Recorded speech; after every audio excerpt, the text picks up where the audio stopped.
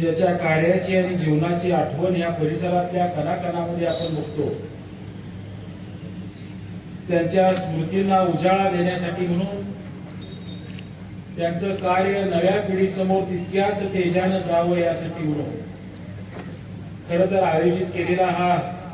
स्मृती दिनाचा सोहळा, या सोहळ्यामध्ये मनोभावे उपस्थित राहिलेले, ज्यांनी अण्णांना बघितले, अण्णांच्या बरोबर काम करायला ज्यांना मिळाले, ते सगळेच या कार्यक्रमासाठी उपस्थित असणारे त्यांचे सहकारी कार्यकर्ते, आदरणीय महिला भगिनी, आणि खरोखर अण्णांचं सगळं जीवन आपल्या सगळ्यांच्या डोळ्यासमोर ज्यांनी उभा केलं,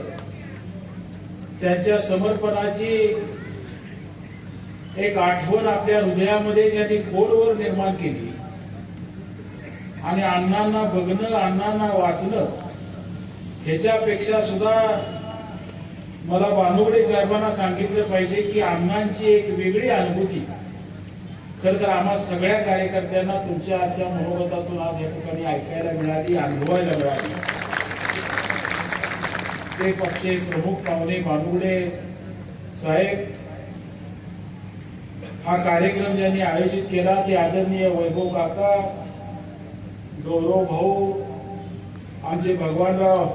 साळुंके सर, सगळे या व्यासपीठावर उपस्थित असणारे मान्यवर. खर तर इतका सुंदर कार्यक्रम झाल्यानंतर अण्णांच्या स्मृतीबद्दल या ठिकाणी काही बोलावं यासाठी काही शब्द माझ्यासारख्या कार्यकर्त्याकडे आहेत असं मला वाटत नाही.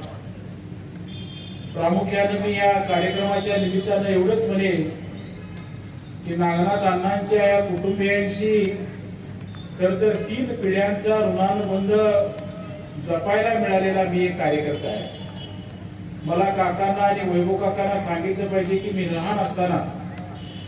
खर तर अण्णांच्या आई तात्यासाहेबांच्या प्रत्येक वाढदिवसाला शुभेच्छा द्यायसाठी आमच्या घरी यायच्या, आणि तात्यासाहेबांना अरे तुरे बोलायच्या, आणि आम्हाला लहानपणी कौतुक वाटायचं की तात्यासाहेबांशी अरे तुरे कोण बोलू शकतं. आणि त्यांच्याकडे बघितल्यानंतर खरंच म्हणजे आईंनाही, तुमच्या नागनाथ अण्णांच्या आईंना बघायची संधी मला मिळाली, अण्णांना बघायची संधी मिळाली. धरणग्रस्तांच्या साठी निर्माण केलेल्या ज्याचा उल्लेख बानुगडे पाटील साहेबांनी केला, लढ्यामध्ये समर्पित असलेला कार्यकर्ता कसा असू शकतो या कार्याची ओळख करून घ्यायला आम्हाला मिळाली. आणि खरोखर हे सगळं ज्याचा उल्लेख त्यांनी अतिशय चांगल्या पद्धतीने मिळाला की स्वातंत्र्य मिळालं, स्वराज्य मिळालं, पण ह्या स्वातंत्र्याचा अधिकार मिळालेल्या ह्या लोकांना खऱ्या अर्थानं सुराज्याच्या संकल्पनेमध्ये नेण्याचं नवं कार्य यज्ञाचं काम खरं तर अण्णांच्या माध्यमातून आपण सगळेजण करू शकलो. आणि म्हणून त्यांना आज भावपूर्ण त्यांची आठवण करत असताना मी एवढंच म्हणेन की हा प्रचंड मोठा विचारांचा, आचारांचा, या भूमीचा वारसा तुम्हाला आम्हाला मिळालाय, आणि हा वारसा तितक्याच ताकदीनं जोपासणं, या वारशातनं आपणही समाजासाठी काही देणं लागतो या भूमिकेतून जगायचा प्रयत्न करणं, आणि अण्णांच्या विचारांना बरोबर घेत असताना सातत्यानं माणसानं माणसांच्यासाठी जो उल्लेख केला, एक नवीन धर्म निर्माण करावा, माणुसकी निर्माण करावी, या प्रभावासाठी आपण समर्पित भावनेनं काम करणं हे खरं तर आपल्या सगळ्यांचं कर्तव्य आहे असं मी या ठिकाणी म्हणेन. मला वाटते गौरव भाऊंनी 1-2 विषयांचा उल्लेख करायला मला सांगितला की मागच्या लोकसभेच्या निवडणुकीच्या वेळेला आपण अण्णांचं एक हे स्मारक कायम राहावं म्हणून त्यांच्या नावावर एका महामंडळाची स्थापना करायचा याच व्यासपीठावर मागणी केली होती, त्याचं आश्वासन दिलं गेलं होतं. आणि मला वाटते महाराष्ट्र सरकारनं ते महामंडळ सुद्धा त्या ठिकाणी स्थापन केलं, पण प्रत्यक्षपणानं त्याच्या कामाची सुरुवात करणं आणि अण्णांना अभिप्रेत असणारं हे काम आज अण्णांना अमर करत असताना महाराष्ट्राच्या कानाकोपऱ्यात पोहोचवणं ही सुद्धा राहिलेली गोष्ट येणाऱ्या काळामध्ये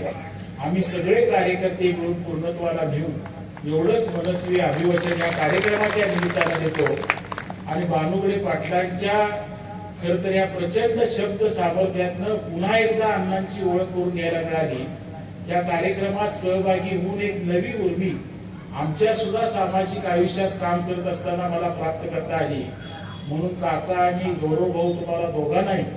या अतिशय सुंदर कार्यक्रमात तुम्ही मला बोलवून हा जो सन्मान दिला त्याबद्दल तुमच्या दोघांचे ऋण व्यक्त करतो आणि माझं मनोगत संपतो. धन्यवाद. अध्यक्ष मार्गदर्शनानंतर शेवटचा भाग